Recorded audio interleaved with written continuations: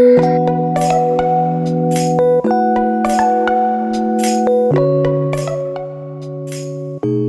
हम लोग स्टार्ट करते हैं चैप्टर 2 का जो बचा हुआ पार्ट था, बचा हुआ टॉपिक था, जिसका नाम है विश्व की जनसंख्या, वितरण, घनत्व और वृद्धि। ये चैप्टर 2 है क्लास 12 का चैप्टर 2।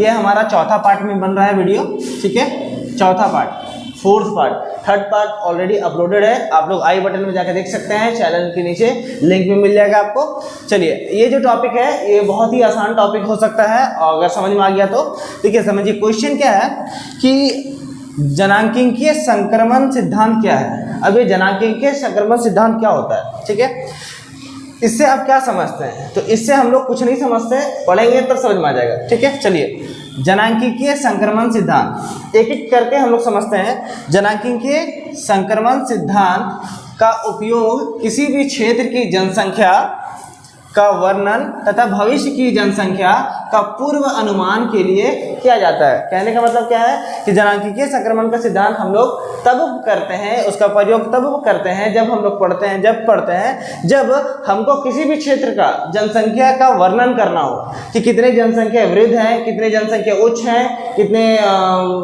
वयस्क हैं, वगैरह वगैरह चीज़ अगर पढ़ना है, प्लस उसका पूर्व अनुमान मतलब कि 2022 चल रहा है, 2030 में कितना जनसंख्या होगा, पहले से अनुमान लगा लेना जनांकीय संक्रमण सिद्धांत के अंतर्गत पढ़ा जाता है। इसका जो टॉपिक है इसको हम लोग पढ़ते हैं, या ये जो संक्रमण सिद्धांत है वो दो अवस्था पर कार्य करता है। एक होता है जन्म दर और दूसरा होता है मृत्यु दर। जन्म दर और मृत्यु दर के आधार पर हम लोग जनांकीय संक्रमण सिद्धांत का काम कर सकते हैं। कैसे, ये हम लोग आगे पढ़ेंगे। सबसे पहले समझ लेते हैं कि जनांकीय संक्रमण सिद्धांत जो है वो दिया किसने था। तो सबसे पहले क्या बोल रहे हैं, सर्वप्रथम सबसे पहले 1929 ईस्वी में, है ना, 1929 ईस्वी में W.S. थॉमसन, जो एक अमेरिकन जनांकीयविद थे, ठीक है, क्या बोल रहे हैं, W.S. थॉमसन। ये एक नंबर का क्वेश्चन पूछता है, शायद पिछले क्लास में भी पूछा था। W.S. थॉमसन ने एक अमेरिकन जनांकीयविद है, ठीक है। ये जनांकीय मतलब होता है कि जनसंख्या के मामले में अव्वल साइंटिस्ट या अव्वल व्यक्ति। तो W.S. थॉमसन ने 1929 में सबसे पहले ये हमारा सिद्धांत दिया था। समझ में आ रहा है, एक एक करके बढ़िए। उसके बाद क्या हुआ, इनका जो सिद्धांत था जनांकीय संक्रमण सिद्धांत, इसमें थोड़ा सा संशोधित करके, सुधार करके 1945 ईस्वी में, है ना, 1945, अगर पॉलिटिकल में जाइएगा तो क्या था वो कमेंट करके उनको बताइएगा। थोड़ा सा संशोधित करके 1945 ईस्वी में, 1945 ईस्वी में F.W. नॉटे अस्टीन नामक एक जनांकीयविद ने इस सिद्धांत को दिया था। क्या है समझिए, सबसे पहले जनांकीय संक्रमण सिद्धांत को दिया था, जो प्रतिपादन किया था वो W.S. थॉमसन है, और उसमें 1945 ईस्वी में थोड़ा सा चेंज करके फिर से नया सिद्धांत दिया, वही सिद्धांत का फिर से थोड़ा सा दिया, जिसका नाम है F.W. नॉटे अस्टीन। ये भी एक जनांकीयविद थे। अब ये तो पूरा हो गया जनांकीय संक्रमण सिद्धांत का परिचय। इसमें एक 3-4 लाइन और है। क्या है कि जनांकीय संक्रमण सिद्धांत जो है वो 3 अवस्था पे काम करता है। पहला है प्रथम अवस्था, दूसरा है द्वितीय अवस्था, और तीसरा है तृतीय अवस्था। अब क्या ये 3 ही है? तो नहीं, अनेक वैज्ञानिक आए, अनेक जनांकीयविद आए, जो किन्हीं 3 बताया, किन्हीं ने 4 बताया, और किन्हीं ने 5 तक बता दिया। लेकिन जो सर्वमान्य होता है, जो सबसे ज़्यादा मानने जाने वाले जनांकीयविद का जो मत था वो 3 ही है, प्रथम अवस्था, द्वितीय अवस्था और तृतीय अवस्था। इसमें बताया जाता है। अब ये प्रथम, द्वितीय, तृतीय क्या है, आप देश का नाम सुने होंगे। एक विकसित देश होता है और एक विकासशील देश होता है और एक अविकसित देश होता है। तो इसको भी इसी तरीके से मानिए, जो प्रथम अवस्था में होता है वो विकसित होते हैं, अविकसित होते हैं, जो द्वितीय अवस्था में होते हैं और तृतीय अवस्था में, ये देश के हिसाब से अगर हम लोग याद कर लेंगे तो हमको ज़्यादा समझ में आएगा। तो चलिए प्रथम अवस्था को देखते हैं। प्रथम अवस्था में क्या है कि इस अवस्था में उच्च जन्म दर और उच्च मृत्यु दर रहता है। अब समझिए कि मतलब ये प्रथम अवस्था उस देश की अवस्था को कहेंगे जहाँ पर जन्म दर भी उच्च रहता है और मृत्यु दर भी उच्च रहता है। अब अधिक जन्मेंगे, अधिक लोग बच्चा पैदा करते हैं या अधिक जनसंख्या होता है, तो वो एक कारण हो सकता है शिक्षा नहीं है या फिर देश की जनसंख्या बहुत कम है। तो पहले लोग अनपढ़ होते थे, ठीक है, पढ़े लिखे नहीं होते थे। तो इस अवस्था में जन्म दर उच्च होता है और मृत्यु दर भी उच्च रहता है, क्योंकि चिकित्सक सुविधा वगैरह नहीं था, ठीक है, खाने पीने में बहुत तकलीफ आती थी। फिर क्या है, जिस वजह से जनसंख्या का दर जो होता है वो धीमा होता है। देखिए अगर 100 बच्चे जन्म लिया और 80-90 को मर ही गया तो जनसंख्या कितना हुआ, 10 ही हुआ। तो जनसंख्या दर जो होता है वो धीमा होता है। यहाँ के अधिकतर लोग जो होते हैं वो कृषि कार्य से जुड़े होते हैं। किस कार्य से जुड़े होते हैं? कृषि, खेती बाड़ी ज़्यादा करते हैं और अशिक्षित होते हैं, मतलब अनपढ़ होते हैं, इसीलिए बच्चे को ज़्यादा जन्म दिया जाता है। और पढ़े लिखे लोग हम दो हमारे दोनों ही नहीं पढ़ जाते, बहुत तो एक ही में यहाँ पे आ जाता है। ठीक है, तो कृषि कार्य करते थे और अशिक्षित होते हैं, मतलब साक्षर नहीं थे, पढ़े लिखे नहीं थे। अब पढ़े लिखे नहीं थे तो वहाँ पर टेक्नोलॉजी वगैरह नहीं आएगा।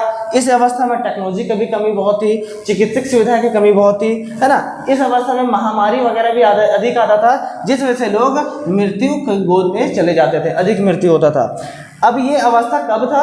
तो ये 200 साल पहले, ध्यान दीजिएगा, 200 साल पहले विश्व के अधिकतर देश, ज़्यादातर देश जो हैं, सभी देश जो हैं इसी अवस्था के अंतर्गत आते थे।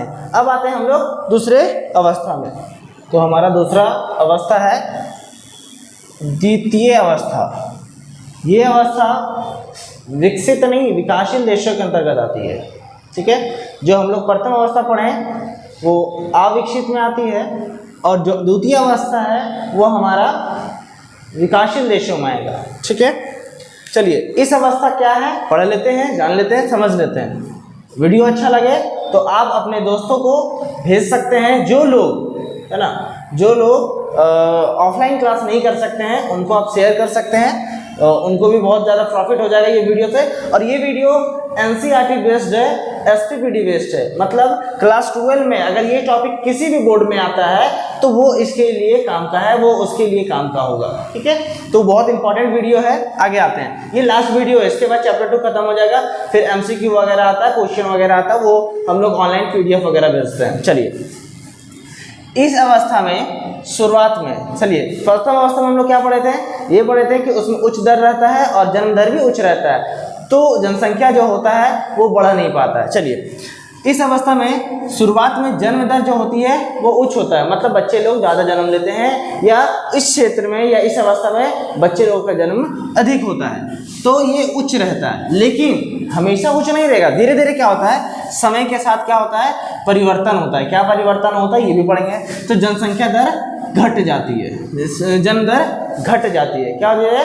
जन्म दर घट जाती है। कहने का मतलब है कि जन्म दर शुरुआत में बहुत ज़्यादा रहता है और फिर धीरे धीरे जनसंख्या का में जन्म दर जो है वो कम हो जाता है। ये क्यों होता है ये भी समझते हैं। क्योंकि स्वास्थ्य संबंधी दशाओं में, मतलब हेल्थ वगैरह ठीक हो जाता है, चिकित्सक जितने भी प्रॉब्लम होते हैं, डॉक्टर लोग आ जाते हैं, लोग पढ़ लिख लेते हैं, स्वच्छता में सुधार आता है ना, साफ सफाई लोग अधिक रखते हैं। लोग मरते क्यों हैं? बीमारी से मरते हैं, गंदगी से मरते हैं। तो दोनों में सुधार हो जाएगा तो इंसान क्या होगा? ज़्यादा जिंदा रहेगा। तो स्वास्थ्य संबंधी दशाओं और स्वास्थ्य में सुधार होने के कारण यहाँ में मृत्यु दरें भी घट जाती है। किसके अपेक्षा? जन्म दर की अपेक्षा। ठीक है, मतलब जन्म अगर 500 ले रहा है तो मरेगा 100, 150, 200 इस हिसाब के। तो कहने का मतलब यहाँ जन्म दर अधिक होता है और अधिक नहीं तो ठीक ठाक होता है। मृत्यु दरें घट जाती है और जनसंख्या का तीव्र गति से वृद्धि होता है। मतलब इसमें क्या है, जनसंख्या शुरुआत में बहुत उच्च रहेगा लेकिन धीरे धीरे जनसंख्या कम हो जाता है और शिक्षा मिल जाता है, स्वास्थ्य सुविधा मिल जाता है, स्वच्छता मिल जाता है, तो ये हिसाब से यहाँ पे मृत्यु दर भी घट जाती है, तो जनसंख्या बढ़ने लगती है। ये सब विकासशील देश में आएंगे, जैसे भारत है ना, भारत में जनसंख्या कंटिन्यूसली बढ़ रहा है ना। चलिए हमको लगता है कि अभी हमारा भारत जो है अगर सर्वे होता है तो चाइना को भी टक्कर देने के सक्षम है। चलिए ये कमेंट आ गया कि कोई हमको कमेंट दीजिए कि अभी कितनी जनसंख्या है भारत का, भारत की जनसंख्या कितनी है। चलिए अब आते हैं तीसरा अवस्था। तीसरा अवस्था में जो है वो इस तरीके से कि इस अवस्था में जन्म दर और मृत्यु दर दोनों में तीव्र गिरावट आती है, मतलब बच्चा भी जन्म कम लेता है और मरता भी कम है, तो या तो जनसंख्या स्थिर रहेगा ना। चलिए तो जन्म दर और मृत्यु दर दोनों कम होता है, गिरावट होता है, इसलिए जनसंख्या या तो अस्थिर हो जाती है। क्या हो जाता है? अस्थिर, समतल, बराबर, है ना, कि यहाँ चलो मर भी रहा है, बैलेंस हो जाता है, या तो धीमी गति से बढ़ती है। जाहिर सी बात है अगर 100 को जन्म लेगा तो 100 को तो नहीं मरेगा, 20 को मरेगा, है ना, 10 को मरेगा, या अगर 100 को जन्म लिया तो 80 को मरेगा, तो 20 को तो बच्चा बचा या 20 को तो व्यक्ति बचे, तो वो धीरे धीरे जनसंख्या बढ़ने लगता है। इसकी अवस्था जो है शिक्षित में होती है, मतलब ये जो अवस्था है शिक्षित हो जाती है। समझिएगा क्या है कि इस अवस्था के लोग जन्म दर और मृत्यु दर जो भी है वो दोनों में गिरावट आ जाती है। लोग जो होते हैं पढ़े लिखे होते हैं, तो जो पढ़ा लिखा होगा ना वो हम दो हमारे एक दो ही रखेंगे, ज़्यादा नहीं रखते, क्योंकि जनसंख्या बढ़ाने से नहीं होता है, बल्कि संसाधनों पर दबाव पड़ता है, फैमिली पे दबाव पड़ता है, इनकम पे दबाव पड़ता है, बहुत सारे सामान्य हैं। तो जनसंख्या स्थिर हो जाता है या तो धीमी गति से बढ़ती है। इस अवस्था में लोग पढ़े लिखे हो जाते हैं, शिक्षित हो जाते हैं और नगर में बच जाते हैं। अब देखे होंगे पढ़े लिखे लोग जो होते हैं जनरली नगर में रहते हैं, शहर में रहते हैं, क्योंकि सुख सुविधा होती है। ठीक है, इसका बहुत सारा रीजन हो सकता है। तथा तकनीकी ज्ञान भी हो जाता है। इस अवस्था में तकनीकी का विज्ञान होता है, जिसको हम लोग कहते हैं टेक्नोलॉजी। अब बहुत सारे मशीन टेक्नोलॉजी ज्ञान हो जाएगा, तो लोग तो शहर में रहेंगे, पैसे का अच्छा इनकम होगा तो लोग शहर में ही रहेंगे। तो ये हमारा था तीनों अवस्था को कंप्लीट हो गया। और ये जो चैप्टर है जनसंख्या, विश्व की जनसंख्या वितरण तथा गणित वृद्धि, ये खत्म हो गया है। अब हम लोग जो नेक्स्ट क्लास में मिलेंगे वो चैप्टर 3 में मिलेंगे। धन्यवाद।